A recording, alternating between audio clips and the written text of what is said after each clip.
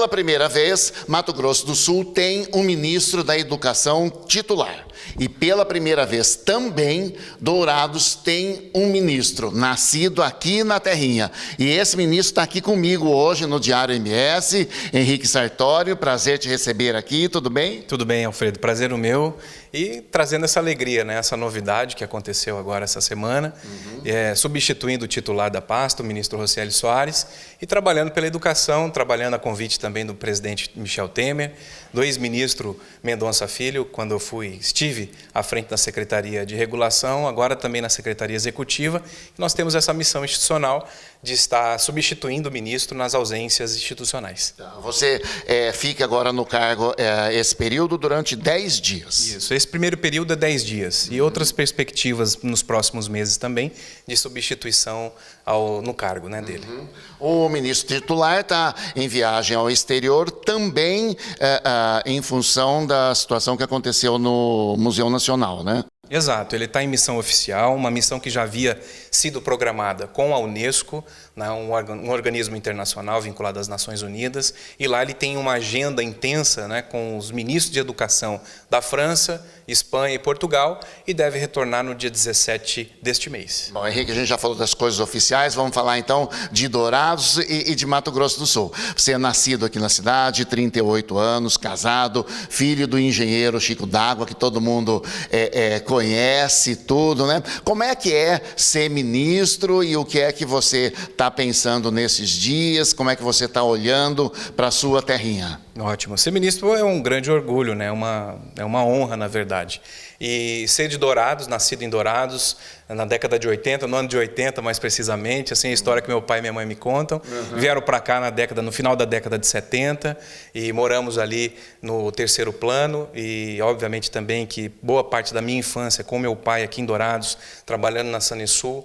Passei muito dos tempos de criança e de adolescente aqui e depois de 2010 eu regressei à cidade, né, de forma permanente, quando eu assumi o concurso de professor efetivo na Universidade Federal da Grande Dourados, na qual já estou vinculado há mais de 8 anos. E dentro desse período trouxe a minha família, casado com a Débora, pai do Enzo, do Tito e do Otto, todos nascidos aqui, só o Enzo que nascido em Campo Grande, mas o Tito e o Otto já nascidos aqui. E com isso também nós começamos um trabalho na gestão da Universidade Federal da Grande Dourados, quando a Liane e o Márcio assumiram a reitoria no ano de 2015, onde eu fui chefe de gabinete também.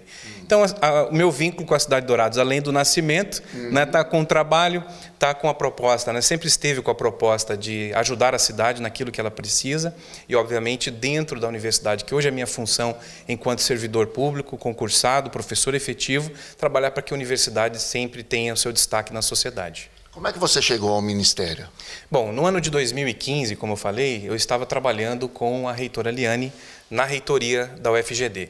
E quando houve, né, o anúncio do ministro Mendonça, né, do deputado Mendonça Filho, assumindo e compondo o governo no Ministério da Educação, como nós tínhamos uma convivência, né, não só partidária de outros tempos, que eu também fui presidente da Juventude dos Democratas Nacional, ele me convidou, né, porque eu fui fazer um despacho com ele me convidou para compor equipe. Nesse convite, eu fui trabalhar como secretário executivo do Conselho Nacional de Educação, que é um órgão de assessoramento ao ministro de Estado. Lá, nós desempenhamos um bom trabalho, conseguimos limpar a pauta, organizar o conselho que estava, né, muito bagunçado em relação às suas próprias funções, em poucos meses. Em 8 meses, surgiu a oportunidade de assumir a Secretaria de Regulação e Supervisão da Educação Superior. É um nome bem compridão, mas ela toma conta tanto da parte de autorização de cursos, credenciamentos de instituições público e privadas, né? Tudo para a educação superior, ou seja, uma instituição, uma faculdade nasce, passa por essa secretaria. Quer abrir um curso determinado, administração, direito, enfermagem, medicina, passa por essa pasta. E lá também fizemos um bom trabalho. Nós pegamos a secretaria com mais de 29 mil processos em estoque, ou seja, processos atrasados com mais de 2 anos e hoje entregamos a Secretaria com menos de 3.000 processos. Então, aplicamos uma dinâmica, gestão voltada a resultados, cuidando das pessoas, dos servidores públicos, e quando o Mendonça saiu para disputar, se descompatibilizou para disputar a eleição, houve, né, obviamente, também o convite para ascender a Secretaria Executiva após, né, uma negociação entre as forças políticas que compõem o Planalto. O ministro Rocieli Soares, que também era meu colega secretário de Educação Básica, assumiu o ministério e depois, logo, eu assumi a Secretaria Executiva, que, digamos assim, é a secretaria que articula o Ministério, porta para dentro. É aquilo que organiza as secretarias, que representa o Ministério perante a Casa Civil e outros organismos dentro do Planalto. Henrique, a educação é tema recorrente no dia a dia das pessoas, a gente sabe da importância do tema para o crescimento e desenvolvimento do país. A gente está aí em pleno período de campanha eleitoral, inclusive para a presidência da República. Você é um ministro da Educação. O que é que a gente pode fazer pela educação no Brasil? Infelizmente, Alfredo, acompanhando algumas das discussões que estão postas hoje na disputa da presidência da República, nós ouvimos falar pouco da educação como deveria ser falada. Né? Óbvio que muitos dos candidatos colocam como a educação, como a sua principal bandeira, mas poucos foram os projetos e as discussões apresentadas até aqui. Torço para que isso mude. Né? Há um foco muito grande na educação básica, onde que é obrigação do Estado promover e prover, né, o crescimento de crianças, de jovens e adultos também que precisam fechar esse ciclo. E o debate central que hoje se aplica tanto na reforma do ensino médio quanto na Base Nacional Comum Curricular, que for aprovada a parte 1, agora a parte 2, voltada ao ensino médio, eu acredito que são duas frentes que os candidatos devem explorar, apresentar as suas propostas, porque falar de educação todo mundo acha muito bonito. Colocar a mão na massa, dar os resultados, isso é um outro patamar. Nós vimos agora, recentemente, a publicação do Censo da Educação Básica. Nenhum dos estados atingiu, né, minimamente, houve, né, estados que apresentaram pontuações, crescimento, mas nenhum atingiu a meta estabelecida pelo governo federal. E o IDEB reflete isso, que é o índice que apresenta esse desenvolvimento. No estado, nós fazemos uma boa gestão. Né? Eu vejo que há esforços do governo, esforços da Secretaria de Estado, dos municípios em acompanhar esse levante em prol da educação básica. Mas é preciso fazer mais. E fazer mais, a gente tem que estar sempre com a educação no radar dos governantes. Lembrando que a educação traz desenvolvimento, traz saúde, traz, obviamente, o desenvolvimento humano, tudo isso atrelado ao investimento da educação. Quando os governantes indicam nos seus orçamentos e, de fato, investem, nós temos uma cidade melhor. Conseguimos atrair empregos, conseguimos reduzir criminalidade, conseguimos reduzir até mesmo os casos da saúde pela população, ou pelo menos pelo tratamento, né, e o discernimento que é dado desde o jovem, desde a criança, de pequeno, e o papel importante que ela tem no desenvolvimento da sua cidade, da sua região. Henrique, nesse final de semana você está passando aqui em Dourados, visitando os familiares, os amigos, tudo, né? Mas você está programando a agenda oficial na cidade aí pelos próximos dias. O que é que vai acontecer? Estamos programando uma agenda oficial do Ministério, juntamente com as instituições federais aqui de Dourados, o Instituto Federal, a Universidade, para que nós possamos fazer uma agenda também política e de lançamento de algumas frentes, que é importante esse patamar. Eu venho sempre trabalhando nesses 2 anos de ministério, inclusive hoje eu faço 2 anos de ministério, é mesmo? Né? 2 anos de ministério, dia 8, e 11 anos de casado, então é uma coisa que casa bem com a outra. Né? Falar assim para o Chico D'Água, o PC lá da UFGD, o vereador Alan Guedes, todos aqui no Diário também. Já vou convidar todo mundo para a festa que vai ter à noite para comemorar os 2 anos no Ministério do Henrique. Vamos lá. Bom, vamos lá. E vamos fazer uma agenda, né, dentro desse trabalho que nós já estamos fazendo nos 2 anos, para poder inaugurar alguma obra, para poder indicar um orçamento importante para a cidade. Porque, querendo ou não, quando nós indicamos, por exemplo, para um instituto, para a universidade, não fica só dentro dessas instituições. Há um investimento em que gera emprego, gera perspectivas. Nós colocamos a universidade e o instituto e outras frentes. Agora, por exemplo, nós conseguimos pagar 100% da escola, da obra lá do Dioclésio Artusi e colocando-se também à disposição da prefeita, da prefeitura, para poder termos essa pauta importante e aproveitarmos esse time bom, político e favorável ao município. O que é essa escola lá no Dioclésio Artusi? É uma escola de 14 salas de aula da Secretaria de Estado, juntamente com a cobertura de quadra, que nós conseguimos fazer o pagamento integral agora, também a pedido do governador e da secretária. Ah, é? Já está tudo quitado? Já, tudo quitado 100%. Tá. Você é oriundo da UFGD, né?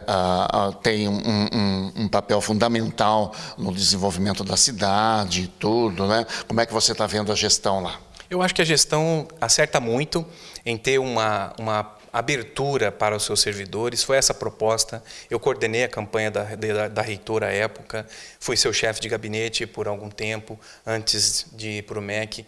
E é uma dificuldade também premente que todas as universidades do Brasil têm que conviver. Desde o ano de 2014, então nós estamos falando do governo anterior, as instituições já tiveram seus recursos contingenciados e diminuídos.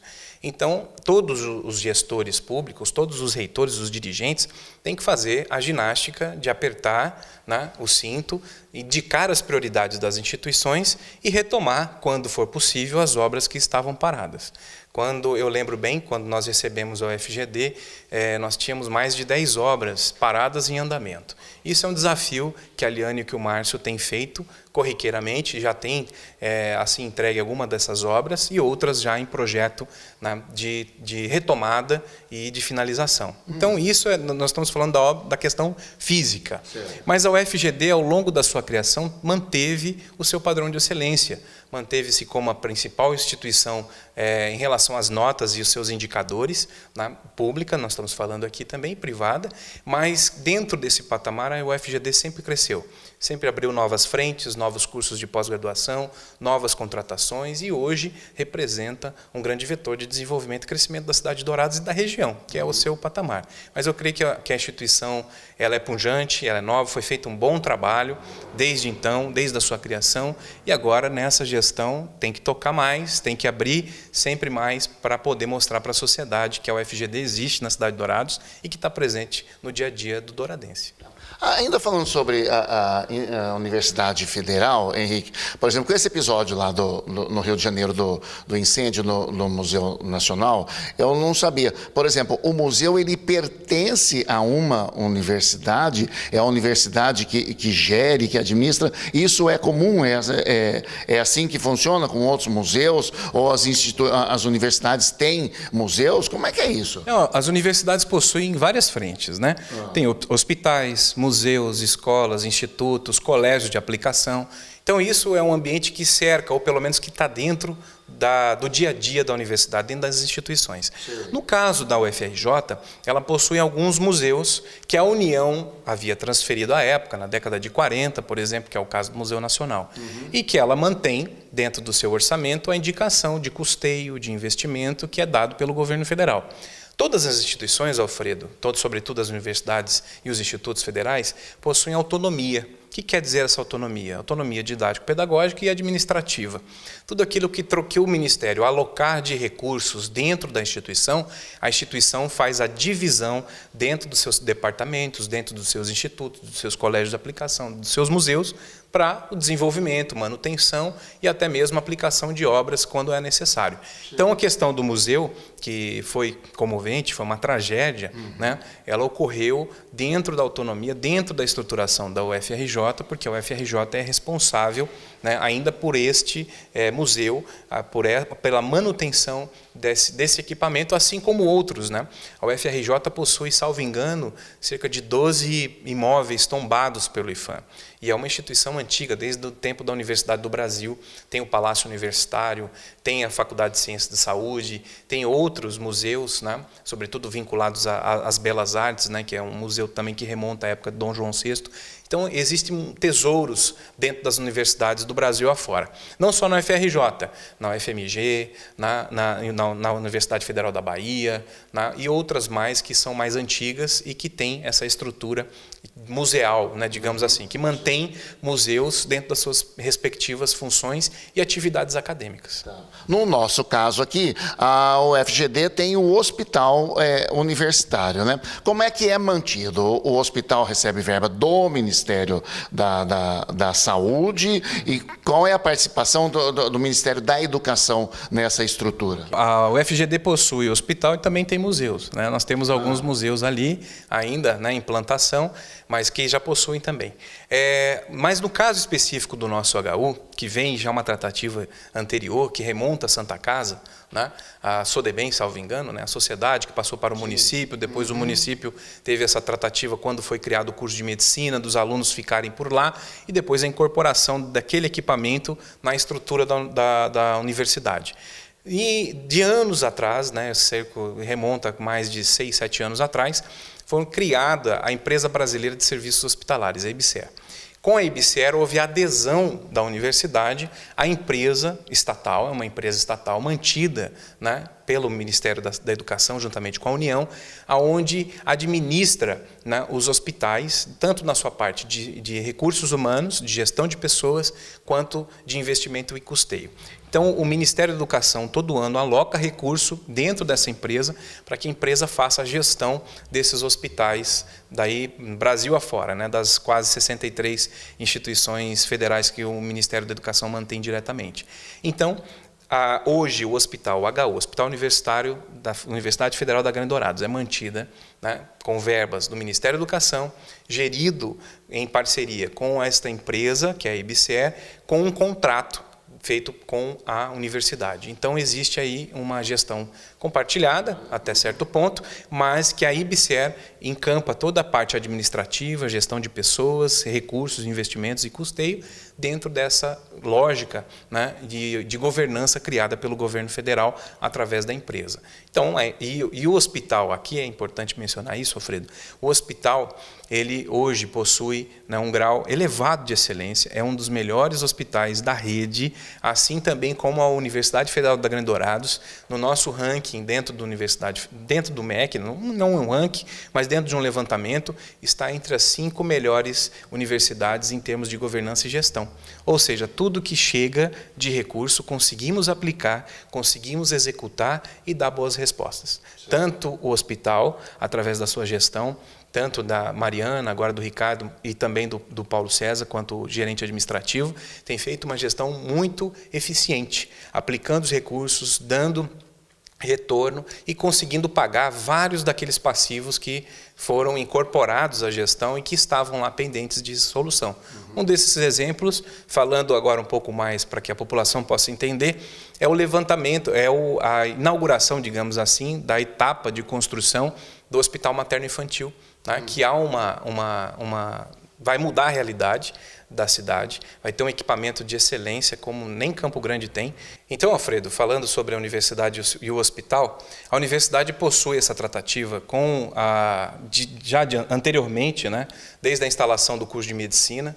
A UFGD teve, na época da UFMS ainda, antes da implantação do seu curso de medicina, e com isso havia essa tratativa com a Santa Casa, a Sodebem, aquela sociedade que mantinha o hospital. Quando foi criada a UFGD, né, o hospital passa também a ser trabalhado para a gestão da universidade, e em 2013, com a criação da IBSER, que é a Empresa Brasileira de Recursos e Serviços Hospitalares, a UFGD assina, faz adesão ao processo de gestão, ao contrato de gestão com a IBSER.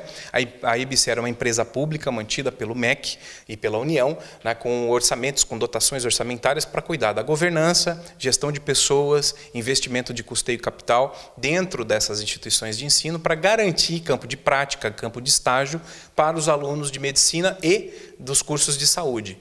E, por incrível que pareça, mas para nós não é nenhuma novidade, tanto o hospital, o HU da UFGD, quanto a UFGD, se apresentam como dos principais, ou digamos assim, os mais bem avaliados do sistema. Tanto o hospital aqui, que é considerado um hospital de pequeno porte ainda pela empresa, e a universidade, como universidade e hospital que aplicam muito bem os seus recursos, todos que recebem conseguem aplicar e executar, e garante assim o nível de excelência dos seus atendimentos.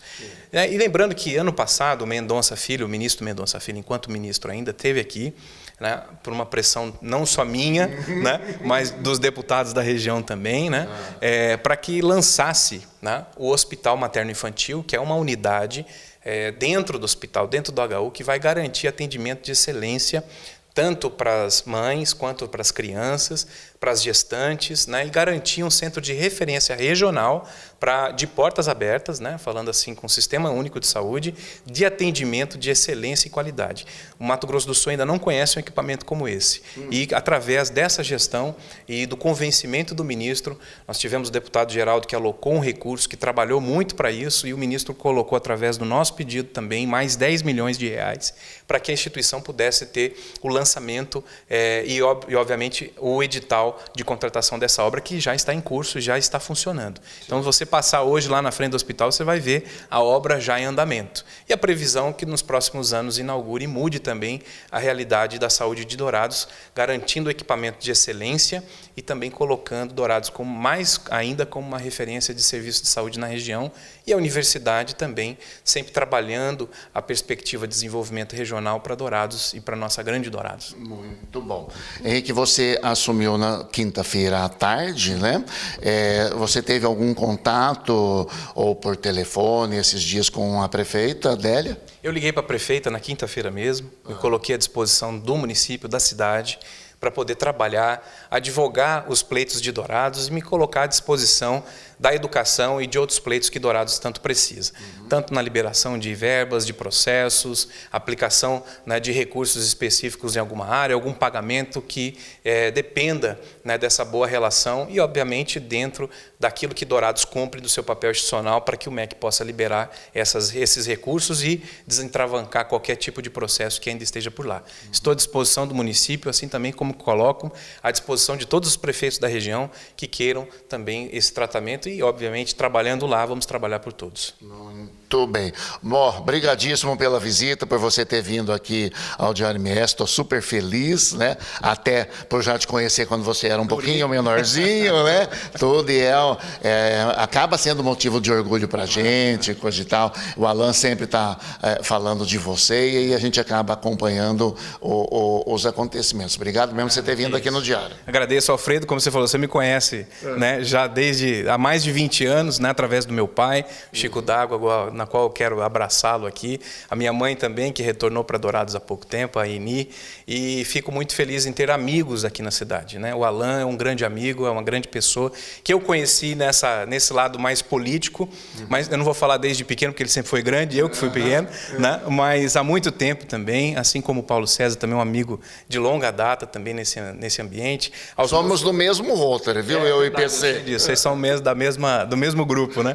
E os meus amigos da universidade, que eu não posso deixar de nominá-los, né? Quando eu voltei para 2010 aqui para Dourados de forma definitiva, fiz grandes amigos, né? A Liane e o Márcio, em nome deles quero abraçar todos os colegas, né, da UFGD que trabalharam comigo, que eu trabalhei com eles ali na FADIR, na relação no curso de Relações Internacionais da Faculdade de Direito, e a você, né, que sempre teve abriu não tão só o diário, mas toda a comunicação para que a UFGD, naquela época, quando nós apresentamos ainda a chapa, né, que quase ninguém acreditava, né, foi um grande parceiro, abriu a comunicação e sempre está do lado de quem trabalha pela cidade. Então, Alfredo, também fico muito honrado de poder conversar com você em primeira mão, né, trazer essa grande notícia para a cidade, porque não é o fato de eu estar lá que não vai ter, ou pelo menos vai mudar a realidade minha, com quem a gente sempre lidou, com quem a gente sempre tratou e viveu aqui na cidade. Mas o fato da gente poder fazer mais, eu acho que essa é a nossa responsabilidade.